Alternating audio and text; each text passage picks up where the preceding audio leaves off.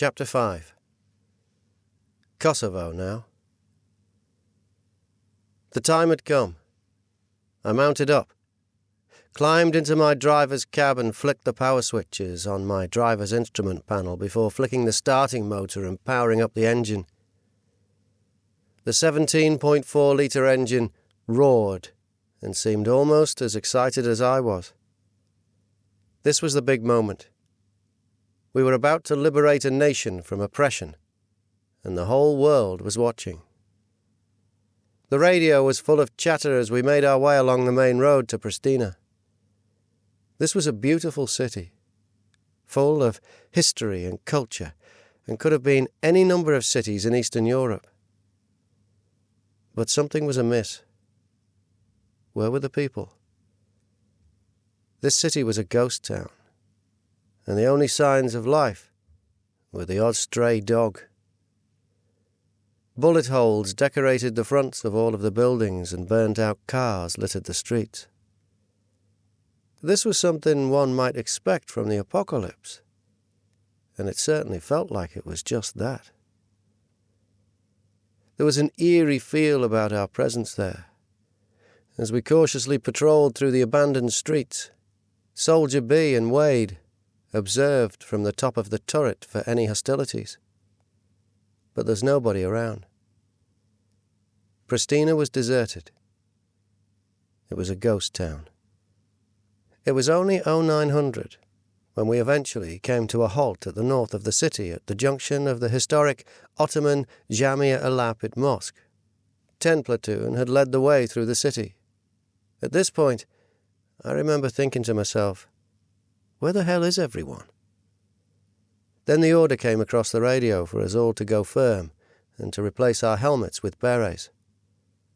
This made no sense to me at the time, as Serb forces were still extracting and taking the occasional potshot at us. Looking back, the strategic thinking behind this was to make us appear less aggressive and to de-escalate the tense situation that all of us were in. The air campaign had destroyed all of the Serbian communications, and it would be weeks before all of them would be successfully withdrawn. Some Serb troops didn't even know that we were coming. Furthermore, NATO forces had bypassed thousands of Serb troops on our advance to Pristina, and without prior knowledge of our arrival, it's a miracle that all soldiers on both sides kept their cool. Personally, I was in full-on warfighting mode, and didn't trust anyone who wasn't wearing a British flag on their arm. Then there was movement from a sewer to our rear. I grabbed my assault rifle and made my way to the top of our warrior. I hated being static in the built-up area, as I was ineffective in my driver's cab. Concurrently, our infantry section dismounted to provide us with some protection for the impending threat. To our surprise, an Albanian family emerged in tears to greet us. God knows how long they'd been living down there, hiding in fear of their lives. Then more and more Albanians began to emerge from their refuge and began to emotionally break down in tears before us. These people had been oppressed, beaten, and murdered because of their ethnicity, and we were in the process of liberating them. An excited young male then attempted to climb onto my warrior and was met with my size 10 boot. I didn't like this situation, as we were all distracted from the real threat, and that was the withdrawing Serb forces. We didn't know who to trust, and none of us knew what to do, as we had trained hard for the past 6 months for war, and now we were in the center of a humanitarian mission. It was difficult not to be overwhelmed with the joyous and euphoric ambience. But we were disciplined soldiers and still had a job to do. We were being greeted like rock stars, heroes, but the mission parameters were still fluctuating. And this put enormous pressure on all of us. Soldiers like to plan for all eventualities, yet we had not anticipated this current scenario. We had trained relentlessly for war, and now we were greeted with peaceful, indebted crowds of Albanians. We were liberators, and this was hard to process for our pre-programmed infantry mindset. I have no idea where all of those pink flowers came from, but within minutes my warrior armoured fighting vehicle was completely covered in them, and it resembled a parade float that wouldn't be out of place at Pride. The Albanians were overcome with happiness and joy and began to cheer, then sing. Some offered gifts such as their watches and jewellery, which we obviously refused. These people had nothing, but were so thankful for the small part that 10 Platoon had played in their freedom that they were offering us all they had in unconditional gestures. The crowd then began to grow and intensified even more as some KLA freedom fighters wearing UCK insignia emerged. I didn't completely trust the KLA, but we were there to help them, and one must not forget that they played a key role in Kosovo's liberation. It was no coincidence that as the KLA emerged, we could hear gunshots and small battles that were now ongoing from within the city. It was time to move, investigate and secure Pristina. The KLA made our mission more difficult as they persisted in ambushing the withdrawing Serbian forces at every opportunity, which was against the peace agreement that had been brokered days earlier. This put all of us on edge as we didn't trust the KLA, and I don't really think they trusted us in return. Then as we began our investigation, I recall that we were patrolling through a residential area of the city when we were forced to come to a halt due to a roadblock of cars that had created a killing zone to our immediate front. To our right-hand side, where once stood 2 small houses, was a Serbian T-54-55 main battle tank that was pointing its main 100mm armament directly at us. Wade immediately commanded Soldier B to aim our 30mm cannon towards this main battle tank in a show of equal force. But Soldier B responded with the words, "Paul, get us out of here! Drive!" I put my boot to the metal and easily drove over 2 small cars, then over a tractor before clipping the side of a small shop. Soldier B and I didn't fancy getting hit with a 100mm tank shell at close range, and I think that Wade was also relieved by Soldier B's quick thinking. We eventually met up with some fellow Irish Guardsmen from another company who were providing first aid to some Serb soldiers who had been shot up by the KLA whilst looting. One of these was clearly dead, and a quarter of his skull was missing on the right-hand side. The bullet had left a hole that I imagined could have easily been caused by a large axe, and this was completely different from the previous head wound that I'd witnessed some years earlier in training. Regardless, he was dead, and we had to take the body to the morgue at the hospital. We wrapped this soldier in a poncho, and Soldier B and I launched him into the crew compartment in the back of the Warrior. However, we threw him with such force that he cracked his head on the corner of our boiling vessel. This made a dull thump kind of sound, where everyone goes, "Ooh," then rubs their own head acknowledging the pain. Soldier B then persisted to ask if the corpse was okay. As skull, blood and brain matter dripped from the poncho. As I drove to the morgue, I began to joke about the dead Serbian in the back of our vehicle. I was still the class clown, and insisted that he was moving, and that I could hear him screaming for help. I continued the prank and told the lads in the turret that he was clawing at their feet, and to my amazement, they were buying it. By the time that we arrived at the morgue, both Soldier B and Wade were practically sat on top of the turret out of fear of a zombie attack. Then to our amazement, shock and horror, when we opened the back door of the Warrior, this perceived zombie corpse was sat up slightly.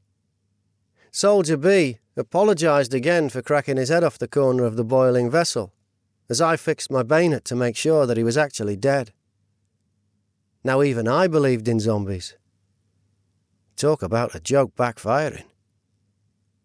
I didn't know whether it was the vibrations from the warrior that made this zombie sit up, or if we'd gone over a bump, or maybe it was just gas within the corpse. But this was the last time I joked about the dead. The access to the morgue was at the gable end of the building through what appeared to be a fire door. There were plenty of black stretchers at this entrance, so we were at the right place. I promptly grabbed one, and Soldier B assisted as we loaded up our zombie friend. Then Soldier B asked why these stretchers were not white, and then the realization hit us both at the same time as we reluctantly advanced towards the corridor to the morgue. These stretchers were white, but had been stained with so much dead blood that they were now black. Our high morale from our proud, good-spirited morning was about to change to desolation, and all our lives would be forever changed as we entered this tomb of death. Pristina had been without power for some time, so the first thing that hit us as we approached was the ungodly smell. We could actually taste the death, chew on it. In fact, from a good distance away. The rotten smell of decomposing human flesh consumed us. Even now, writing these words, I can taste, smell, and feel the morgue. A smell so bad that it makes your skin itch, even crawl.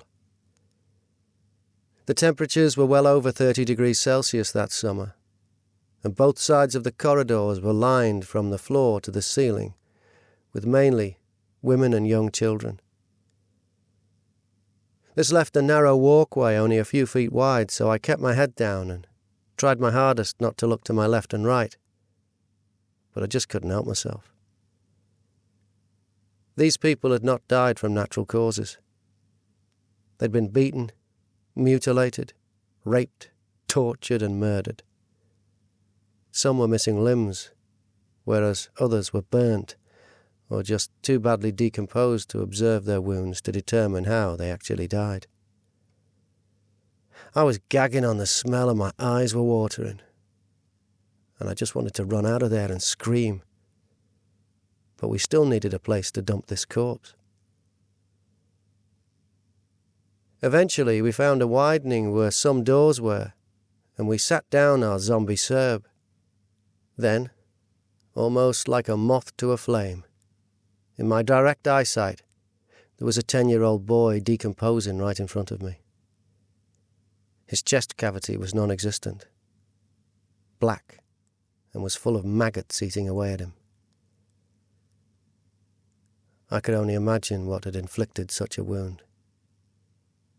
A shotgun up close, a burst from a heavy machine gun, or just maybe he had been there that long that the maggots had just eaten away at him. I had a younger brother back home around the same age, and all I could think about was that if he'd been unfortunate enough to be born in Pristina, then this could well have been his fate. Soldier B recalls becoming overwhelmed by witnessing so much death and began to lean on a shelf for support, only to find that this was not a shelf, but in fact a set of mutilated feet. I don't recall leaving the morgue that day or how we returned to the rest of the platoon, and I never wrote about this in my war journal. I didn't need to, as it has stayed with me and haunted me every day since. That afternoon, we returned to the jubilant scenes at the corner of the Ottoman Mosque, and despite the party atmosphere, I didn't feel like a liberator or a hero anymore. I felt only despair and anguish. Part of me died that day in that morgue, and I became numb and emotionless, an empty vessel. Liberating the people of Kosovo came with a lifetime of debt, of psychological suffering and pain. I was an optimistic boy that morning when we entered Pristina, and in the space of several hours I had lost faith in humanity, along with the hopes and the romantic innocence associated with my childish pursuit of warfare. This was an unwanted, unwritten truth about the darker sides of warfare that is never taught, that you can never prepare yourself for. None of us ever spoke about our experiences of that morgue to the rest of 10 Platoon, as this was our cross to bear, and we didn't want to dampen the morale of the rest of the lads, as they were still festooned with flowers, hugs and kisses from the citizens of Pristina. The very same day that we had entered the capital, the Russians had also uninvitedly landed at Pristina Airport. This could have potentially triggered an all-out war with Moscow, but they'd not landed there to fight us. They were there to protect the Serbian nationals who wanted to remain in Kosovo, and they too were greeted like heroes by the Serbian villagers, who were as much afraid of NATO as the KLA. That night the city was alive with skirmishes, looters, and the still ongoing ethnic cleansing between the factions. So as a result, none of us slept. The following day, things seemed to calm down slightly, as there were fewer Serbian troops in the capital, and we were all relieved that the Russians were very happy to work alongside us. During the following days, we would escort the remaining Serb forces out of Pristina, as they feared that the KLA would ambush them, and they were right to think this way. The KLA were becoming more and more difficult to work with, and would continue to attack Serb communities. Hence, we were caught in the middle as our mission had evolved to a more peacekeeping one. From my war journal, I noted that we escorted approximately 15 Serbian truckfuls of loot, ranging from electrical goods like TVs and stereos, to foodstuff like tuna and mayonnaise. There was a clear scorched earth policy put in place by the Serbs. What they couldn't physically take with them, they burnt or destroyed, leaving nothing for the returning Albanian refugees. In the days that followed, we made a local MUP, Serbian police station, our temporary home on the outskirts of Pristina, and were informed that the KLA were in a period of decommissioning. But this was all talk, and they never really voluntarily handed in any of their weapons. They were always patrolling their own Albanian areas and even set up their own vehicle checkpoints. We would frequently come across highly fortified buildings with AK-47s pointing out of the windows and KLA banners proudly flying high. Having a permanent base allowed me to participate in foot patrols, which I relished, and on one such patrol, I recall that we were trying to haggle for some fresh milk from a local farmer, but somehow we found ourselves in the centre of a minefield. The farmer must have confused milk with mine. We carefully and instinctively relied on our training and exited the minefield by slowly retracing our steps, and we all felt very lucky indeed. Needless to say, we never approached the locals for milk again. What was quite the spectacle, though, was that a gigantic US cruise missile had landed in this farmer's house, and he was still living there, like everything was normal, with this huge unexploded rocket sticking out of the side of his building. We reported this like it was a normal daily occurrence, then continued on our patrol. Mines were an ongoing danger in Kosovo. We had been trained prior to our deployment on all of the different variants, and we would frequently hear them exploding in the distance. This made patrolling on foot that bit more dangerous, as we could easily wander into an unmarked minefield, and this happened far too often. We had no idea where the Serbian soldiers had left their mines, as they never marked them, and neither did the returning Albanian refugees. Cattle would also be blown up by mainly anti-personnel mines, and at one stage or another, we all had to deal with civilian casualties as a result of this malicious parting gift from the Serbian soldiers. These were mostly shrapnel wounds and breaks to the lower limbs, with the bones more often than not protruding. Even back then, it was always the injuries to the children that bothered us. It was always the kids who seemed to suffer as a result of warfare. We would eventually move to a small town to the west of Pristina called Obilic, and this would be our home for the rest of the tour. Our first priority was to gain intelligence from the surrounding local villages to determine their population, ethnicity, and well-being, including food, power, and sanitation needs. I recall from my journal that the first village we patrolled through had been decimated, burnt out, destroyed. There were no bodies, but there were signs of death everywhere. Stale blood patches stained the ground. Bullet holes marked the walls, and not one building was left intact. It was obvious to us all that something bad had happened here. Something inhumane. Then the dark squaddy humour kicked in, acting as an emotional deterrent, with Wade suggesting that a decent plasterer could make a mint here. This was by no means disrespectful, but rather a coping mechanism that allowed us to function in a demanding and emotionally overcharged situation. We all joined in with the inappropriate comments, and this helped us escape the very sombre atmosphere. I remember that the last building was a farm complex, and like the other buildings, it was in complete ruin. Thick smoke was coming from it, as it was still on fire. A tiny elderly woman then emerged. I wrote in my journal that she was filthy and hadn't washed in weeks.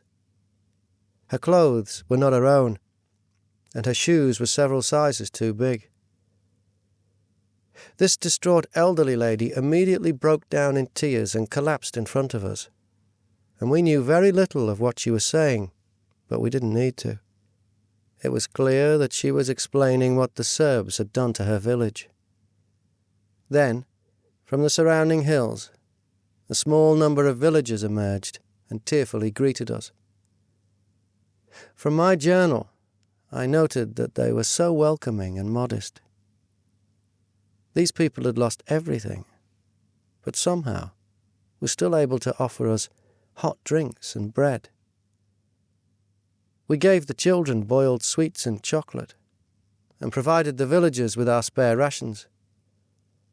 It was the least we could do. I even gave my Manchester City top to a young kid who needed clothing. The villagers insisted that we ate and drank with them, and even had alcohol in the form of slivovitz, the deadliest drink known to man.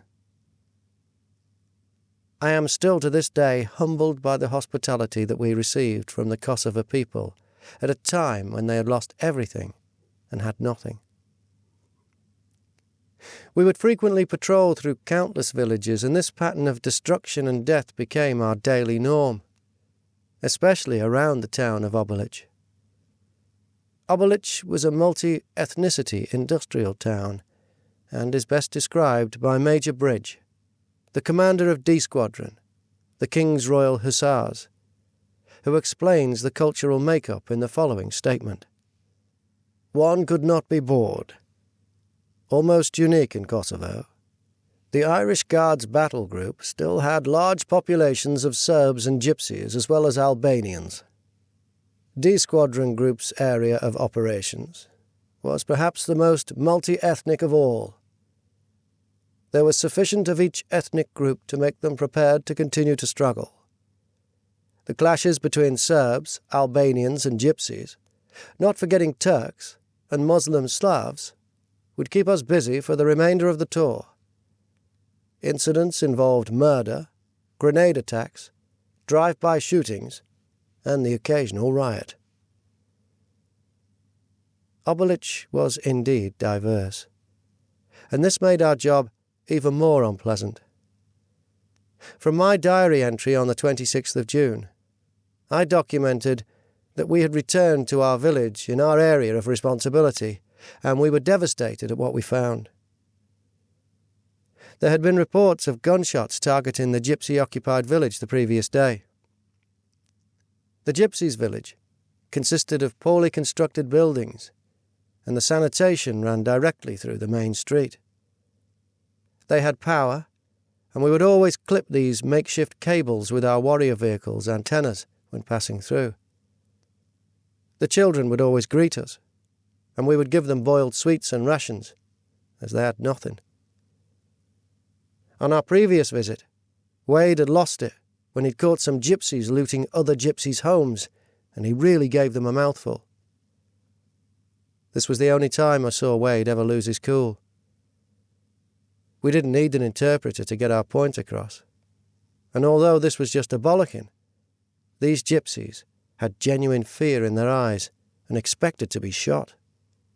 Maybe because we were uniformed soldiers, they'd expected to be punished the Serbian way. But we were British, so a good telling off was as far as it went. We had patrolled the area frequently, but we had 9 villages and areas to patrol. We simply didn't have enough manpower to be everywhere at once to provide security, and once we had patrolled through a village, atrocities from different factions often followed. Due to the imminent threat to this gypsy village, we were accompanied by members of the Royal Military Police and Special Forces soldiers from the Special Air Service, SAS.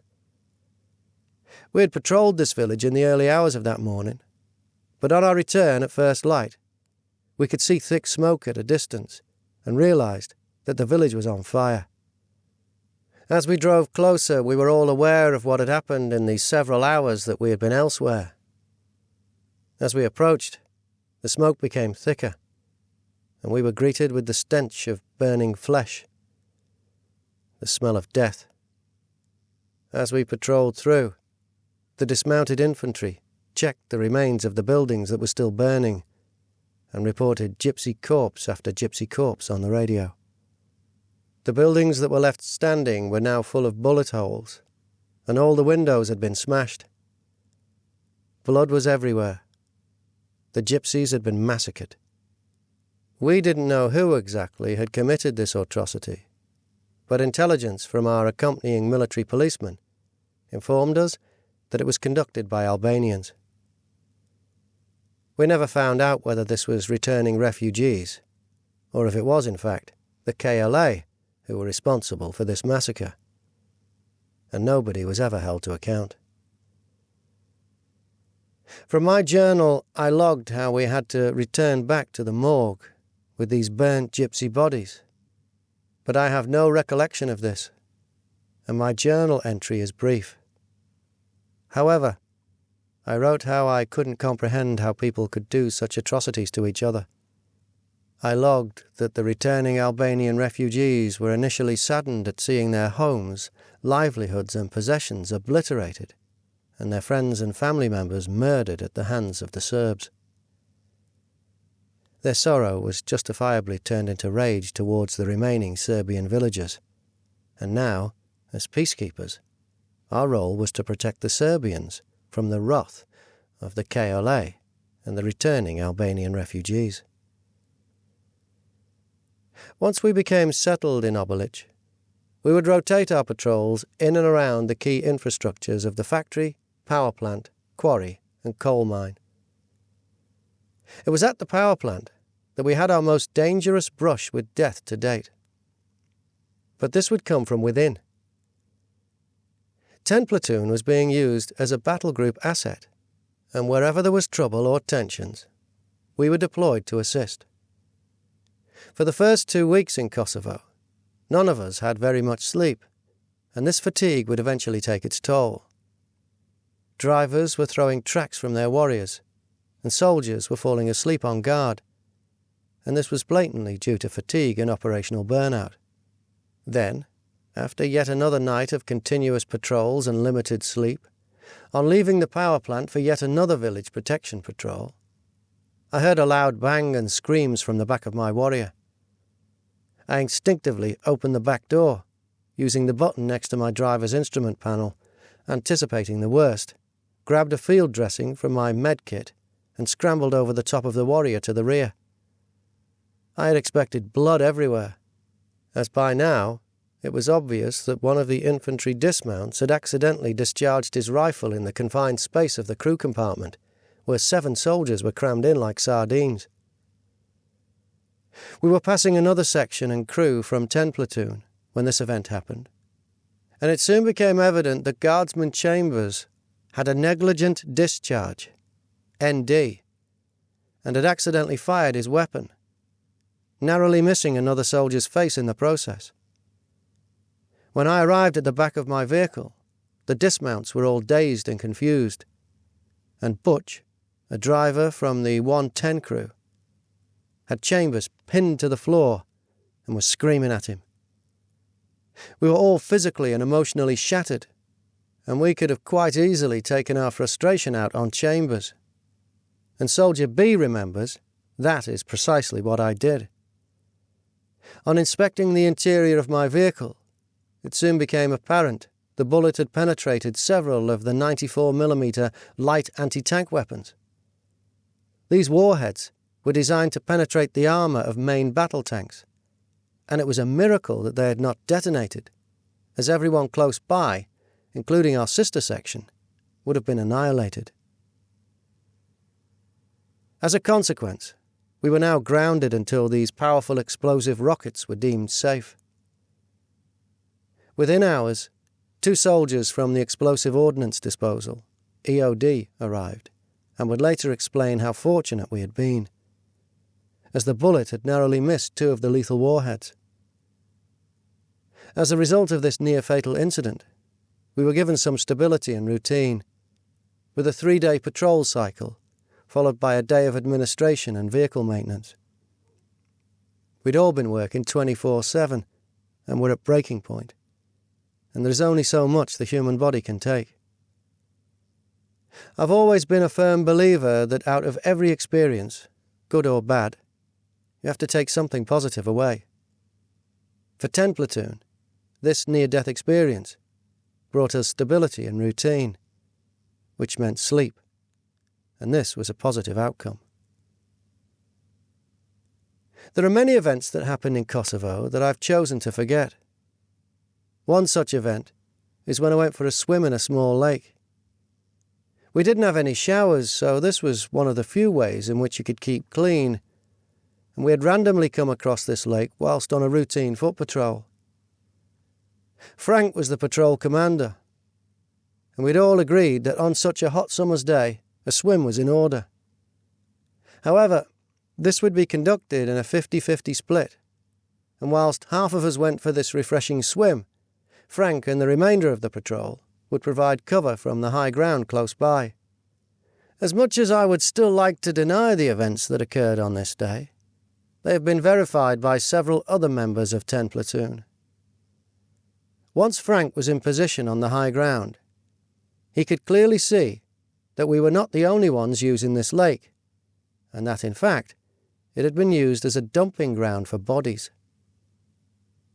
From his elevated position in Overwatch, Frank could clearly see that we were swimming above corpses, and that this lake was a massive war grave.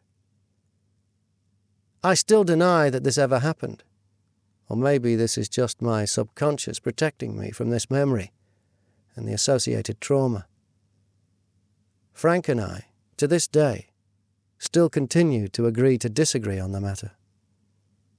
We would routinely patrol through the main village in the centre of Gračanica, which was heavily populated by Serbs. En route to our most eastern vehicle checkpoint, VCP-4, and we were never made welcome. Why would we be? The Serbs who remained in Kosovo perceived us as foreign invaders who were aiding and abetting the KLA, a terrorist group, and they still classed themselves and the regions as Serbian. The residents of Gračanica manned barricades to both the northern and southern checkpoints, and the Russians would often accompany us on these patrols. VCP-4 was never dull, and after a while, some of the infantry dismounts had made friends with some of the local girls and were invited to a party. Wade wasn't aware of this and believed that the lads were just going on a routine foot patrol, and I can recall that I was annoyed with him, as Wade had insisted that I stayed with the vehicle. Within just over an hour gone, we heard a bang in the direction of the foot patrol from VCP-4. Wade messaged the patrol on the radio, but we never received a reply. Panic began to set in. Eventually, we were informed that a Serbian sympathizer had thrown a hand grenade at the foot patrol, but had miscalculated their whereabouts and had targeted the wrong window in the flats where they were at. The music was so loud at the house party that the British soldiers were unaware of the grenade attack against them. Fortunately for them, it was the wrong window, and as a result, 2 elderly civilians were injured. Once they became aware of this, they answered us on the radio and quickly extracted to our vehicle, and Wade was none the wiser. Well, that is, until about a week ago, when I informed him of the truth about what the patrol was actually up to that day. Even 22 years later, and despite the fact that I am no longer a soldier, I still sensed his disappointment in knowing that I was aware of this reckless act. On a different day at VCP-4, a car of Albanians sped towards us and slammed on the brakes. 2 men then frantically rushed out of this vehicle with their injured sister, who had a gunshot wound to the face. The 2 brothers had been playing with the pistol, and it had accidentally gone off with deadly consequences. But she was still alive. The closest helicopter landing site, HLS, was on the other side of this Serbian barricaded village, and they would not willingly let Albanians through, which was a sensitive issue that we would have to ignore. We put the casualty in the back of our warrior, and we shot off as fast as we could, aggressively smashing through the barricades in a vain attempt to save this young woman's life. Once we arrived at the HLS, we performed first aid, but she was having unremitting fits and spasms, and fought us at every step. The helicopter ambulance swiftly arrived, and she was evacuated. But we now had to evacuate ourselves, as an angry mob of Serbians was forming around us. The young lady would later die of her wounds, which was really disheartening, as we'd fought so hard to save her. And this was not the only occasion we would encounter the Serbian mob. Then there was the Gračanica riot that we unknowingly and accidentally drove into on return from VCP-4, where we had fixed bayonets. Members of the recce platoon had had weapons stolen by the residents of this Serb village in Gračanica, and had taken it upon themselves to conduct an unauthorized house-to-house search to retrieve them. They'd been successful in recovering their weapons, and had also retrieved some military-grade Soviet-era weapons, but had stirred up a hornet's nest in the process. We had no idea that our recce platoon was even in Gračanica that day, and it was only by pure chance that we were able to rescue them. John Corcoran would always argue against the term rescue, and insisted that we merely assisted them with their safe extraction. Regardless, they were exhausted and about to be overrun by a very angry mob. As soon as we approached, Wade instantly radioed the other vehicles from 10 Platoon for backup, something that maybe the recce platoon should have done as soon as they were overrun. When we arrived, the recce boys were in a ring of steel with bayonets fixed and were being hit with rocks, bottles, bats, and whatever else the Serbs could get their hands on. I revved my mammoth engine and slowly forced my way into the angry crowd. Within moments, the angry mob were like ants swarming a beetle and had climbed on top of my warrior, and were hitting Wade and Soldier B with baseball bats. The Serbs were helping themselves to a game of whack-a-mole at Wade and Soldier B's expense. 2 more warriors promptly turned up from 10 Platoon, and they were able to split the crowd, which was now in the region of 200 strong. The dismounts were ordered to fix bayonets and assist the recce platoon, who were now in serious trouble due to fatigue. I genuinely believed that we would have to shoot our way out of this, as the Serbs were barbaric. And it wasn't just the men. It was all of them, including the elderly. Our 20 blades from 10 platoon then aggressively dismounted and attempted to separate the mob from the recce platoon. And this allowed some respite. But now, they were bearing the brunt of the mob. This allowed the recce platoon to safely extract on foot with all of their weapons. But we were now fighting for our lives. This was a ferocious riot, and the men of 10 platoon didn't have any riot gear and, as such, were just brawling with the Serbs to avoid being snatched or overrun. This was not how soldiers are traditionally taught to respond in such scenarios. But the brutality of the Serbians' attacks could only be matched with equal violence. The last thing that we wanted was to open fire, but thankfully, the men of 10 platoon were tough, disciplined soldiers, and it never came to that. We then lined the warriors up to block the road, and this allowed us to separate the lads from the mob, and the vehicles took the burden of the riot.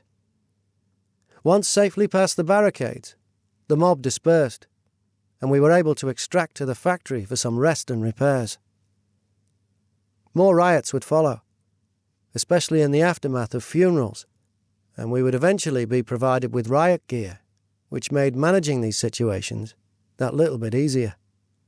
Soldier G would experience similar riots in the Serbian bordering town of Podujevo, to the north of Pristina. The Serbian paramilitary group, the Arkan Tigers, had a presence there and were always antagonizing NATO forces and were wanted for war crimes. After a grenade attack in the marketplace, a riot had followed, which left Soldier G and his team of Irish Guardsmen overrun, and if it hadn't been for the assistance from the Italian element of NATO, then Soldier G was adamant that they would have been overrun and killed by this guerrilla force.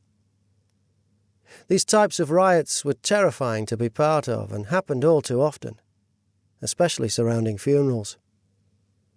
Both Niall and Frank, as junior commanders, would frequently bear the brunt of these ferociously violent events, whereas I was always safely surrounded by Sheffield steel within the driver's cab of my Warrior.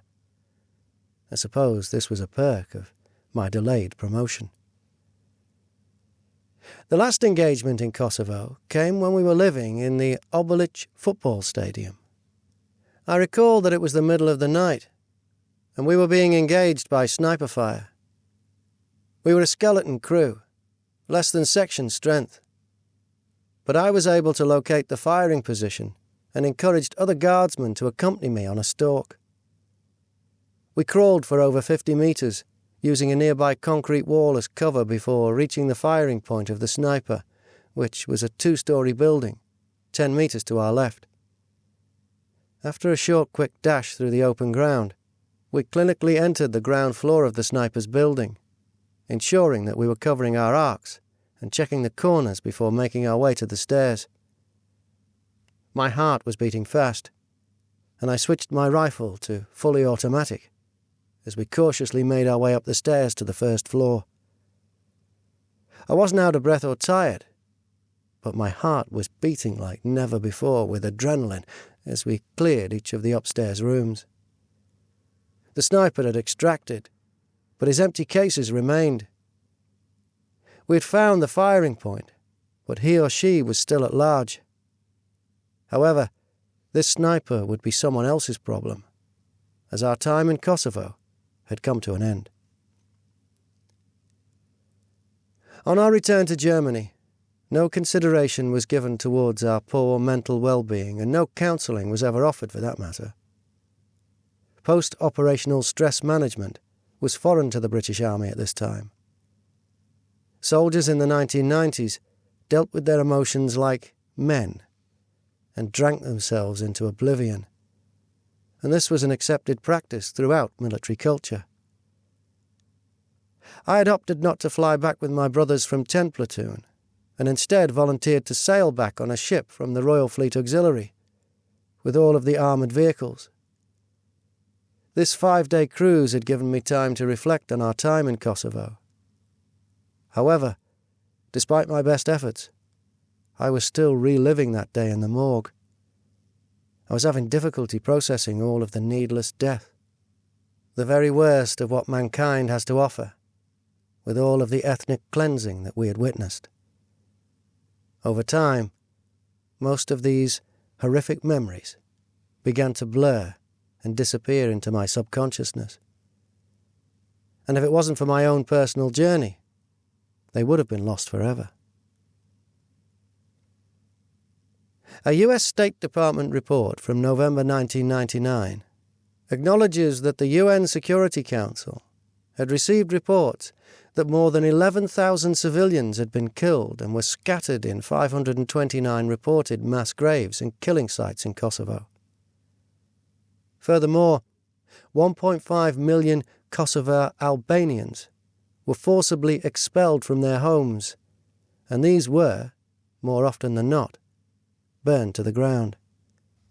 In total, an estimated 500 Albanian villages were reported to have been destroyed in March 1999 alone. Mass rape of Kosovo women was encouraged by Serbian military commanders, with hotels being used to facilitate this. But these numbers were underreported due to the stigma that is associated with rape within Albanian society. The aftermath of these atrocities, after NATO's intervention, saw some revenge attacks on Serbian villages, with between 200 and 400 residents killed. Nevertheless, after what the Kosovo people had endured, one could easily empathize with them, particularly after the 500 sites of summary executions were found. Today, I still have tremendous difficulty in understanding what happened to the people in Kosovo. We witnessed firsthand ethnic cleansing and the inevitable retribution that followed. I still cannot comprehend the evil that some men, soldiers, men of honour, are capable of doing. These inhumane acts of savagery.